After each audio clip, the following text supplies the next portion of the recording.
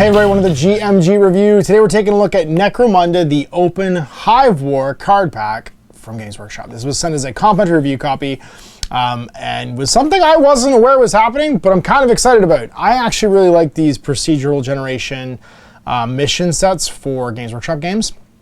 They're not super popular with people, but they're kind of baked into 40K now, which I think is interesting.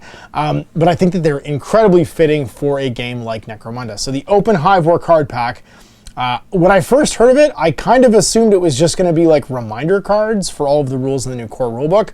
Like when you're playing a mission, like what do sentries do, or what do the Beast Slayer do, like just kind of like little asset cards. They're a lot more than that, and I wasn't really expecting that when I actually opened up the box. But what we have here is we have a 4-deck system. We have deployment, objective, loot, and then finally perils cards.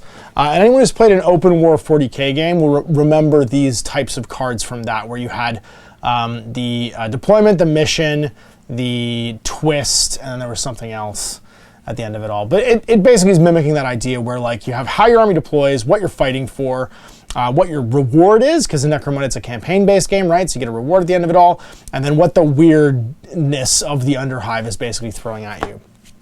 So when you put these 4 cards down, you also get the using the Hive War card set. Now, I will say that these are in a weird size. They're in the Blood Bowl card size, which means you need special card sleeves for these if you're going to shuffle them quite a bit. They are 113 by 75 millimeter.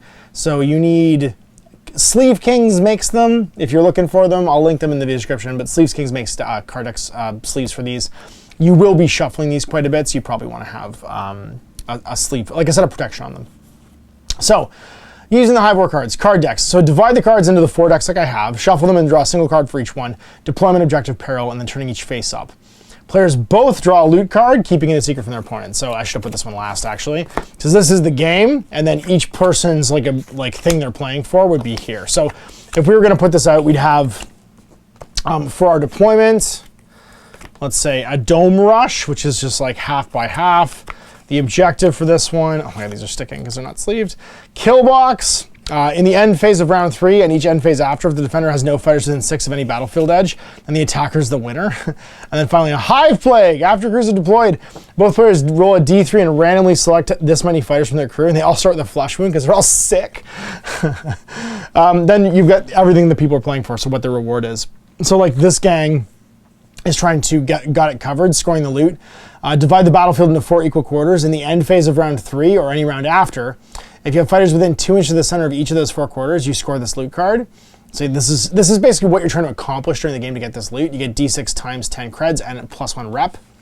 And this one's the package. At the beginning of the game, after both crews are deployed, choose one of your fighters and give them a marker to represent the package.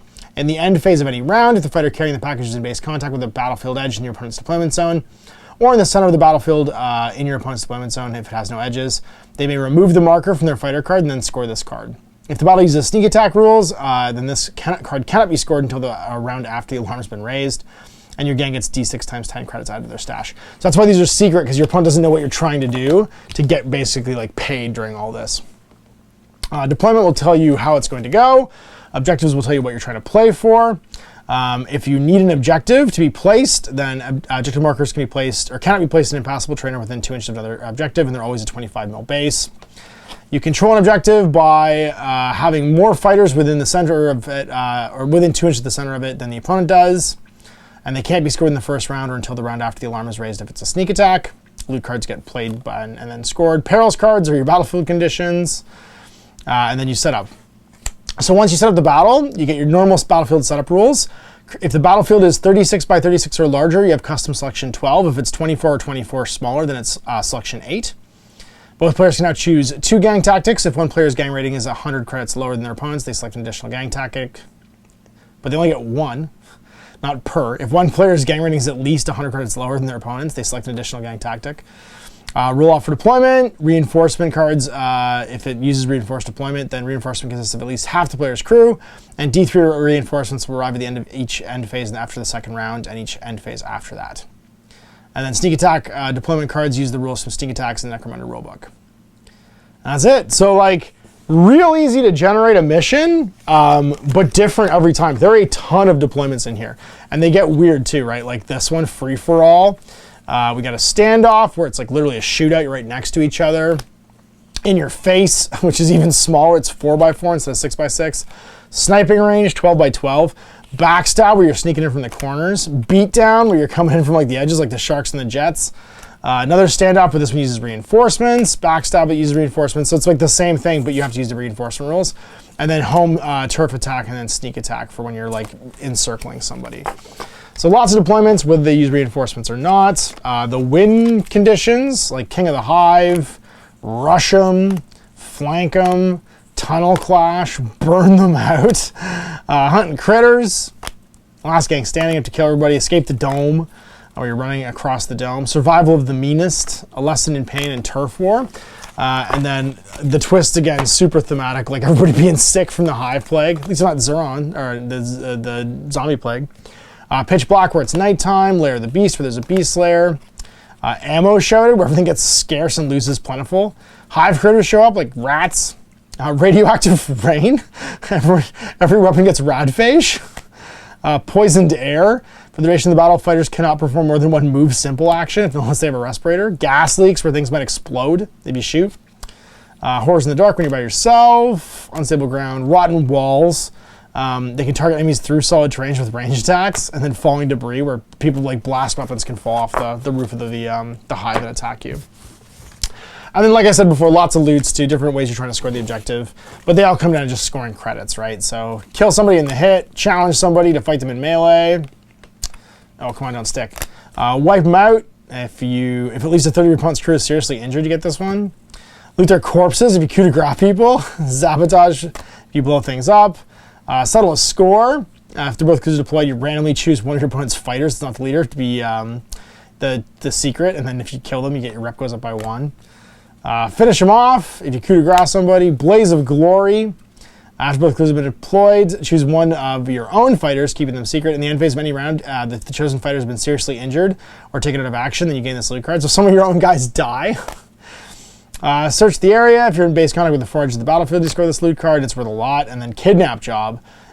Place a hive dweller in the center of the battlefield. You have to try and get them out. So I'm pumped about these because I think these combined with the 7 missions in the core rulebook. Now these are all for Underhive battles, which is worth noting. They don't give you any, and Underhive, if you missed my review today of the core rulebook, they've combined the Zone Mortalis and the Sector Mechanica missions into one name now called Underhive missions. Underhive missions are what this is designed to produce. It doesn't really produce Ash Wastes missions. But it does give you a ton of variety for your Underhive missions, I think, if you're playing like a Dominion campaign. I would definitely use these to spice up like game night for Necromunda night, where you're not just playing the... Because there's only 4 missions in the core rulebook that aren't arbitrator missions or Ash Waste missions.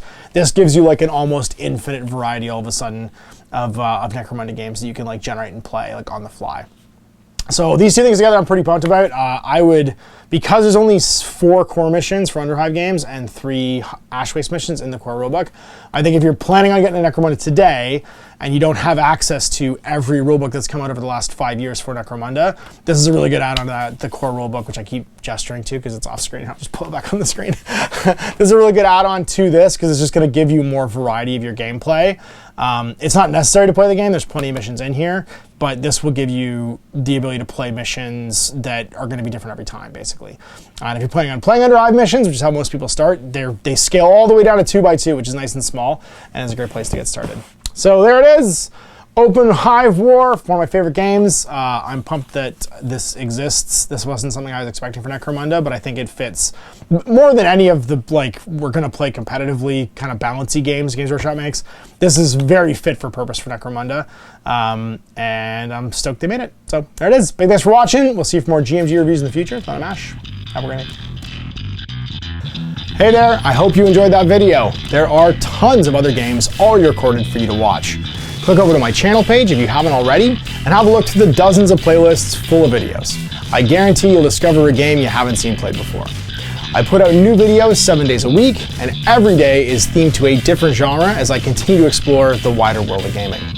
Of course, none of that's possible without you, the viewer, so click a like and subscribe if you'd like to stay on top of what's happening here daily.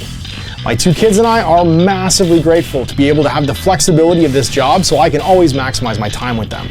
If you want to support me continue to put out this content, it's only possible because of my amazing backers on Patreon who support the studio, equipment, and model cost, as well as being how I make the bulk of my living.